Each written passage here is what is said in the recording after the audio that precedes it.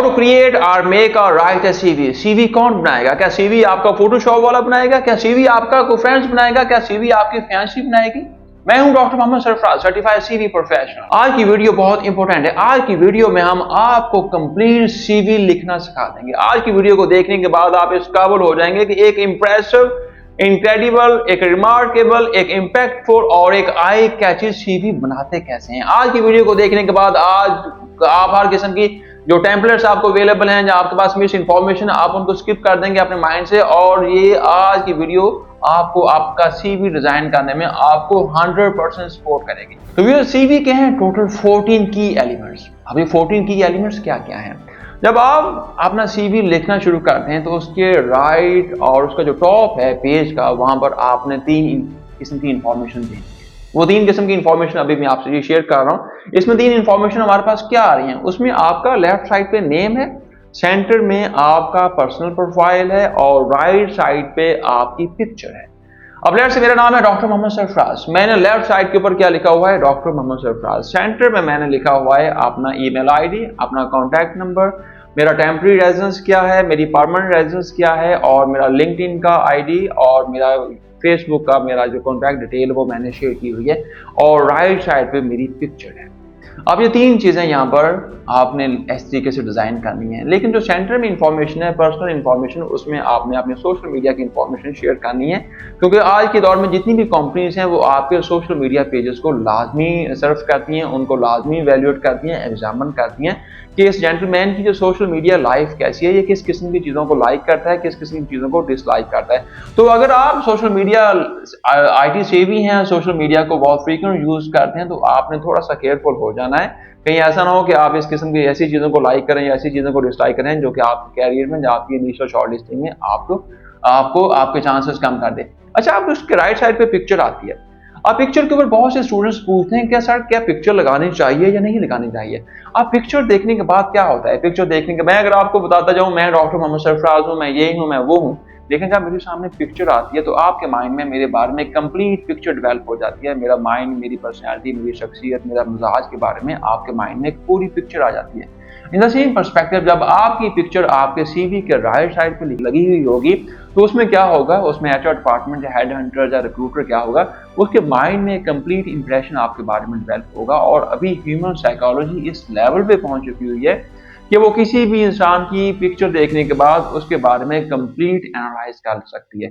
लेकिन बहुत सारे स्टूडेंट्स हमारे ऐसे हैं जो को रिलीजियस माइंडसेट से बिलोंग करते हैं, वो कहते हैं कि हमने पिक्चर नहीं लगानी, इट्स अप टू देम। लेकिन अगर आप ओपन हैं, अगर आप कोई जिस कंपनी में जॉब के लिए अप्लाई कर रहे हैं, अगर वो कंपनी आपसे पिक्चर की डिमांड करती है तो आपको वहां पर एक पिक्चर लगानी है। लेकिन पिक्चर ऐसी ना हो जिसमें आप फ्लावर्स के पास खड़े हैं, बड़े कैजुअल मूड में खड़े हैं, किसी फ्रेंड्स के साथ आप खड़े हैं, किसी बहुत जॉली मूड में खड़े हैं। एक प्रोफेशनल किस्म की एक स्माइली फेस वाली पिक्चर लगानी है जो कि आई कैची हो, जो कि आपके बारे में एक पूरी की पूरी इंफॉर्मेशन प्रोवाइड करे। तो ये जहां पर 3 चीजें आपके माइंड में क्लियर होगी, आपका नाम, सेंटर में आपका पर्सनल प्रोफाइल और राइट साइड पे आपकी पिक्चर। उस पर नंबर 4 के ऊपर आपकी क्या चीज आती है? वो है कैरियर समरी या कैरियर ऑब्जेक्टिव या रिज्यूमे समरी या रिज्यूमे ऑब्जेक्टिव या अबाउट मी या व्हाई हायर मिस्टर एबीसी। अब ये 6 चीजें मैंने आपसे शेयर की। कैरियर समरी या रिज्यूमे समरी तो मोस्टली हम उन लोगों के लिए यूज करते हैं जो कि एक्सपीरियंस होते हैं, जो कि प्रोफेशनल होते हैं, जिन्होंने मल्टीपल ईयर्स काम किया होता है डिफरेंट कंपनीज में। अगर आप फ्रेश हैं तो वहां पर आपने कैरियर ऑब्जेक्टिव या रिज्यूमे ऑब्जेक्टिव की स्टेटमेंट लिख देनी है। अब वो आपने स्टेटमेंट क्या लिखनी है? ये स्टेटमेंट में आपने मोस्टली 5 चीजों के ऊपर हाईलाइट करना है, जिसमें आपकी क्वालिफिकेशन क्या है, आपका एक्सपीरियंस क्या है, आपकी रेलिवेंट कॉम्पिटेंसी क्या है, आपका स्किल्स कौन कौन सी हैं, आप कंपनी को कैसे सपोर्ट करोगे और किस जॉब के लिए आप अप्लाई करोगे। अब इसका मैं आपको सैंपल दिए जा रहा हूँ। लेट्स से अभी आपने किसी यूनिवर्सिटी से बीबीए मार्केटिंग किया है, तो आपने स्टेटमेंट को, आपने कैरियर ऑब्जेक्टिव स्टेटमेंट को कैसे लिखना है? और फ्रेश और recent graduate from International Islamic University with a BBA in marketing and having 6 months of internship experience in a leading textile organization. अब यहाँ पर आपने अपनी यूनिवर्सिटी का भी बता दिया, अपनी इंटर्नशिप का भी बता दिया और आप किस फील्ड में काम करें आपने वो भी बता दिया। उसके बाद इसमें आपने अगली स्टेटमेंट क्या देनी है कि aiming to use my award winning academic knowledge, my communication skills, my administrative skill to effectively fill the management trainee role in your organization। इसमें आपने बता दिया कि आपके पास क्या क्या स्किल्स हैं और आप अपने स्किल्स को यूज करते हुए कौन से रोल के लिए आप अपने आप को अप्लाई कर रहे हो। तो यहाँ पर व्यूज नंबर 4 के ऊपर हमने डिस्कस किया कि आपने कैरियर ऑब्जेक्टिव की स्टेटमेंट कैसे लिखनी है। इस स्टेटमेंट को आप आपने मोल्ड कर लेना है अपनी सिचुएशन के अकॉर्डिंगली। आप मार्केटिंग में है, फिनांस में है, आप आईटी प्रोफेशनल हैं, या आप साइंसेस की फील्ड में काम कर रहे हैं, किसी भी फील्ड में काम किया हुआ है, लेकिन इन अल्फाज को आपने ट्विस्ट कर लेना है एज पर सिचुएशन के अकॉर्डिंगली और एज पर जॉब नेचर के अकॉर्डिंगली। नंबर 5 के ऊपर व्यूज आपने क्या ऐड करना है? नंबर 5 के ऊपर आपने इसमें अपनी क्वालिफिकेशन ऐड करनी है। अब क्वालिफिकेशन को आपने लिखना है डिसेंडिंग ऑर्डर में, या इसको दूसरे अल्फाज में क्रोनोलॉजिकल ऑर्डर में लिखना है, मतलब लेटेस्ट से लोएस्ट की तरफ आना है। अब स्टूडेंट्स यहाँ पर क्या काम करते हैं, वो अगर किसी का मैट्रिक है, एफएलसी की, बीएससी की, एमएससी की, एमफिल की, वो मैट्रिक नंबर फर्स्ट पे लिख देते हैं, सेकंड के ऊपर एफएलसी है, वो इस सीक्वेंस से अपने आप को डिफाइन कर रहे होते हैं। तो अगर किसी कंपनी ने आपसे डिजायर किया है, उनकी रिक्वायर्ड किया है कि आपने अपनी इंफॉर्मेशन इस तरीके से लिखनी, फिर वेल एंड गुड, फिर there is no need to worry. अगर किसी कंपनी ने आपसे डिमांड नहीं की आपने एजुकेशन इस तरीके से लिखनी है, तो देन आपको अपनी क्वालिफिकेशन को क्रोनोलॉजिकल ऑर्डर में लिखना है, मतलब टॉप से बॉटम की तरफ आना है, डिसेंडिंग ऑर्डर में आना है। अब यहाँ पर क्या करना है, इसमें क्वालिफिकेशन में आपने 4 चीजों को फोकस करना है। इसमें आपकी यूनिवर्सिटी क्या है, इसमें आपका डिग्री क्या है, इसमें आपके पासिंग ईयर्स क्या है, और इसमें आपके मार्क्स कितने हैं। तो ये 4 चीजें आपने टेबुलर फॉर्म है, ये मैं आपको टेबुलर फॉर्म में आपको व्यूज बताए जा रहे हैं, इस तरीके से आपने टेबुलर फॉर्म में अपनी इन 4 किस्म की इंफॉर्मेशन यहाँ पर डिस्क्राइब करनी है। अगर आपकी कोई डिग्री जो कि कंटिन्यू है, आपने इसको बिल्कुल नहीं लिखना, क्योंकि जो भी इंफॉर्मेशन, जो भी आपकी डिग्री कंटिन्यू होगी, उसका रिजल्ट क्या निकलेगा, एचआर डिपार्टमेंट सोचेगा कि यार ये बंदा तो अभी डिग्री कर रहा है, ये पढ़ रहा है, तो आगे हमें क्या काम करेगा। क्योंकि मोस्टली हमने अपनी एचआर की फील्ड में लाइफ में ये देखा है कि स्टूडेंट्स जो कि कंटिन्यू होते हैं, वो पूरा दिन आके ऑफिस की लाइफ में काम कर रहे होते हैं, अपनी कभी असाइनमेंट्स बना रहे हैं, कभी पेपर लिख रहे हैं, कभी पेपर की तैयारी कर रहे हैं, तो पूरा पूरा सेमेस्टर उनका ऑफिस की लाइफ में आके इस तरीके से उनका गुजर जाता है। तो आपने अपनी सीवी में, अपने क्वालिफिकेशन के फील्ड में आपने कोई भी ऐसी एजुकेशन फील्ड को नहीं लिखना जो कि आपकी कंटिन्यू है। व्यूज नंबर 6 के ऊपर आपने इसमें क्या लिखना, नंबर 6 के ऊपर आपने लिखने आपके मेजर कोर्सेज कौन कौन से आपने पढ़े हैं, या मेजर सब्जेक्ट कौन कौन से पढ़े हैं। अब आप सोचेंगे कि सीवी में मेजर कोर्स लिखने का क्या फायदा। व्यूज क्यों होता क्या कि इसमें मेजर कोर्सेज आपके वो हैं जिसमें आपकी ग्रिप है, जिसमें आपके पास एक्सपर्टीज है, जिसमें आपके पास नॉलेज है। या फिर बहुत सारी कंपनीज ऐसी हैं जो कि ये जानना चाह रही होती हैं कि ये जो स्टूडेंट है जिसको हम शॉर्टलिस्ट करने जा रहे हैं, क्या इसके पास कोई लेटेस्ट नॉलेज है, क्या इसकी यूनिवर्सिटी ने कोई लेटेस्ट कोर्सेज ऑफर किए हुए हैं, कहीं ऐसा तो नहीं कि ये ओल्ड डेट के कोर्सेज पढ़ रहा है, ओल्ड एज की बातें इसके पास हों, तो वो ये आके हमारी कंपनी में क्या सपोर्ट करेगा, हमारी कंपनी में आके क्या बेनिफिट देगा, या हमारी कंपनी को आके ये क्या सर्व करेगा। उसके बाद व्यूज आपने नंबर 7 के ऊपर लिखना है कि प्रोजेक्ट्स क्या क्या है।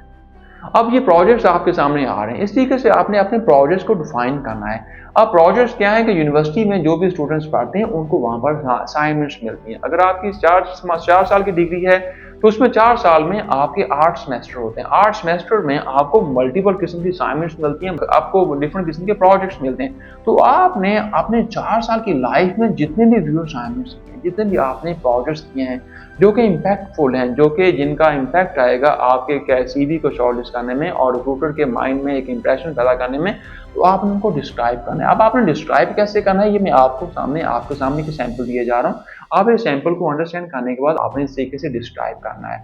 अगर आपने प्रोजेक्ट्स नहीं किए या नहीं कर रहे, तो please it's my request to all of you कि आपने आपको यूनिवर्सिटी की लाइफ में प्रोजेक्ट्स में एंगेज करें, प्रोजेक्ट्स में आप इन्वॉल्व करें, ताकि आपका जो सीवी है, सीवी में कम से कम आपके पास कुछ बताने को हो जिसको आप बता सकें।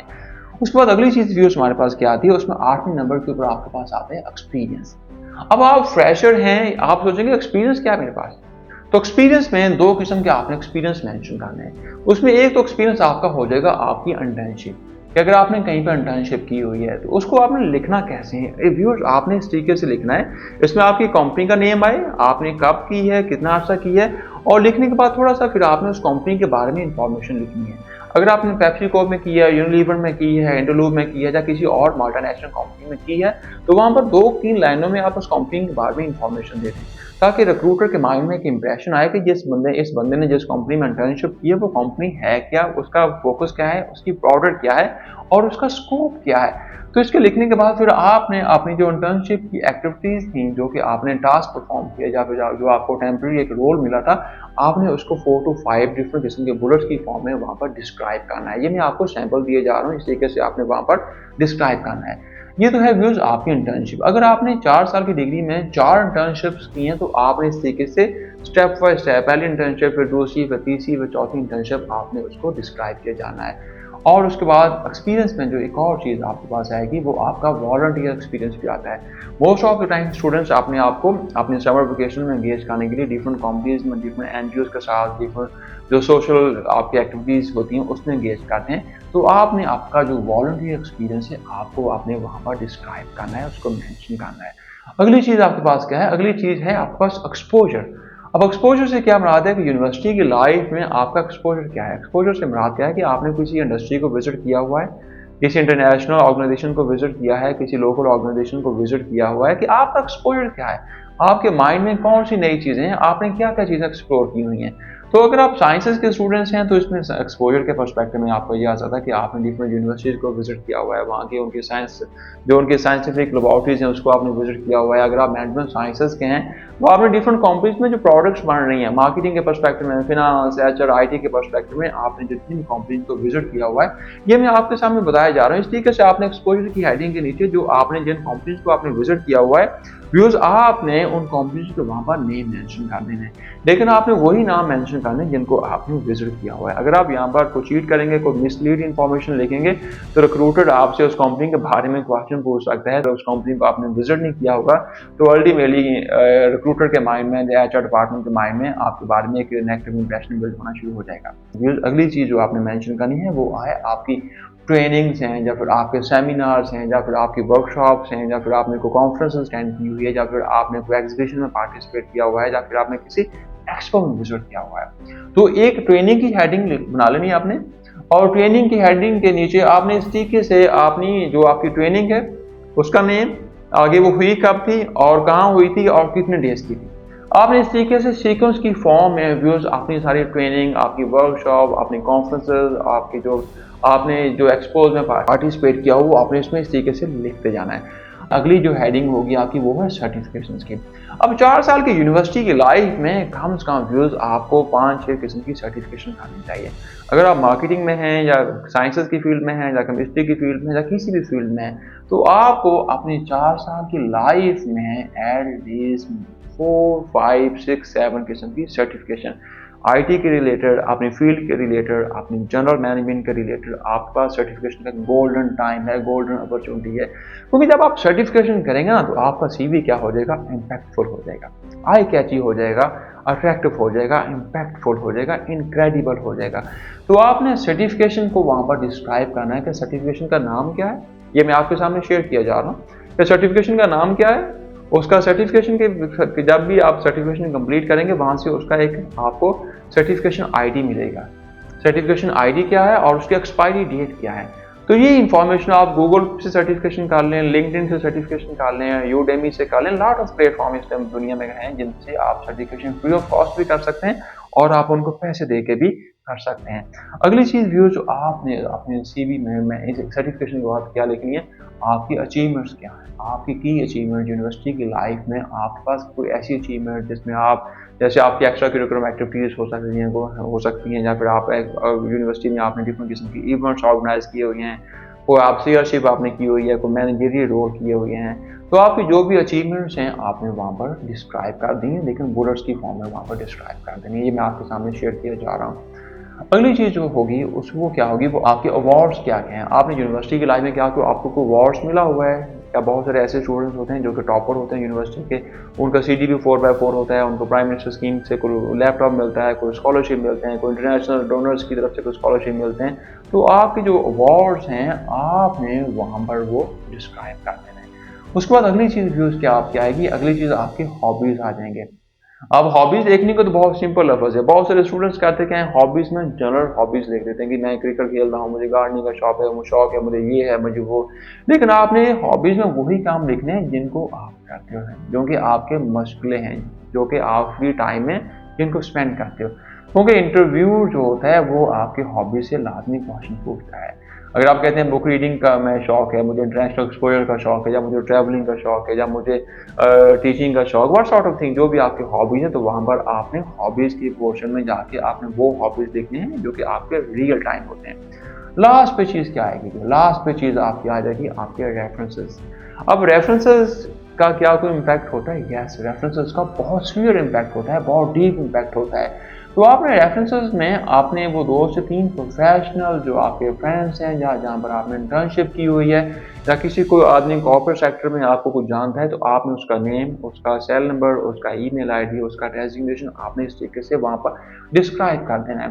तो व्यूअर्स, ये तो हैं हमारे पास 14 से 15 की पॉइंट्स जो कि आपको बताएंगे आपको सीवी बनाने में आपको सपोर्ट करने हैं। तो व्यूअर्स, ये मैं आपके सामने कंप्लीट उसका टेम्पलेट दिए जा रहा हूँ। इस टेम्पलेट को देखने के बाद कंप्लीट जितने मैंने 15 पॉइंट्स आपके साथ शेयर किए हैं, ये 15 पॉइंट्स आपको बताते हैं, आपको गाइड करते हैं कि ये सारे वही पॉइंट्स हैं जो कि आपने अपने सीवी में मेंशन करने हैं। हाँ, एक चीज़ मैं इसमें स्किप कर गया, वो चीज़ ये है कि इसमें आपने स्किल्स लिखनी है। अब स्किल्स से मुराद आपके पास क्या एक्सपर्टीज है, आपके पास क्या महारत है। इसमें 2 किस्म की स्किल्स हमारे पास आ जाती है, एक होती है आपकी सॉफ्ट स्किल्स, एक होती है आपकी हार्ड स्किल्स। सॉफ्ट स्किल्स में मोस्टली पीपल मैनेजमेंट के रिलेटेड हैं, आपकी इंटरपर्सनल स्किल्स हैं, आपकी कम्युनिकेशन के रिलेटेड स्किल्स हैं, वो स्किल्स जिसमें आप एक्सपर्ट हैं, जिसमें आप फ्लुएंट हैं, जिसमें आपके पास एक्सपर्टीज हैं। और हार्ड स्किल्स में आपके पास को आईटी के रिलेटेड स्किल्स हैं, को टेक्निकल स्किल्स आपके पास इसमें आ जाती है। तो आपने स्किल्स की फील्ड को भी आपने वहाँ पर आपने रेफरेंसेस से पहले आपने स्किल्स का जो है इस एक आपने हेडिंग बना के वहाँ पर अपनी सॉफ्ट स्किल्स और हार्ड स्किल्स। अब बहुत सारे स्टूडेंट्स ये कहते हैं कि सॉफ्ट अपनी हार्ड स्किल्स में कंप्यूटर के बारे में MS office, excel, word, power point लिखा होता है। अब there is no need to mention this sort of thing. अब तो ये बेसिक किस्म की चीज़ें हो गई हुई ना। अब हार्ड स्किल्स में आपको कोई सॉफ्टवेयर्स हैं, कोई टूल्स हैं जिसके बारे में, जो एडवांस लेवल के टूल्स हैं उसके बारे में अगर आपके पास एक्सपर्टीज है तो वहाँ पर आपने वहाँ पर डिस्क्राइब करना है, और एंड के ऊपर आपके रेफरेंसेस। तो व्यूअर, ये जो 16 पॉइंट हैं, ये जो सीवी बनाने में आपको सपोर्ट करेंगे, और अल्टीमेटली इन 16 पॉइंट को जब आप अपने सीवी के ऊपर उनको रिपीट करेंगे, लिखेंगे, डिज़ाइन करेंगे या ड्राफ्ट करेंगे, तो अल्टीमेटली आपका जो सीवी है वो आई कैची, इम्प्रेसिव, इनक्रेडिबल, इम्पैक्टफुल और एक वर्थ वाइट हो जाएगा। व्यूअर्स, हमारे चैनल को और हमारी वीडियोस को सुनने का बहुत शुक्रिया। अब जिन दोस्तों ने हमारे चैनल्स को अभी तक सब्सक्राइब नहीं किया, ये हमारे चैनल का लिंक है, आप हमारे चैनल को सब्सक्राइब करें। और हमारे वो दोस्त जिनके सोशल सर्कल्स हैं, जिनके यूट्यूब फ्रेंड्स हैं, या जिनके व्हाट्सएप ग्रुप्स बने हुए हैं, आप उन ग्रुप्स में हमारे वीडियोस को, हमारे चैनल्स के लिंक को और हमारी इंफॉर्मेशन को शेयर करें, ताकि मैक्सिमम लोग, हमारे पाकिस्तान के जो मैक्सिमम लोग हैं और जो हमारे स्टूडेंट्स हैं और जो हमारे यूथ है, हमारी बातों से, हमारे नॉलेज से मुस्तफीद हो सके और हम उनकी लाइफ को एक ट्रांसफॉर्म कर सकें। Thank you very much.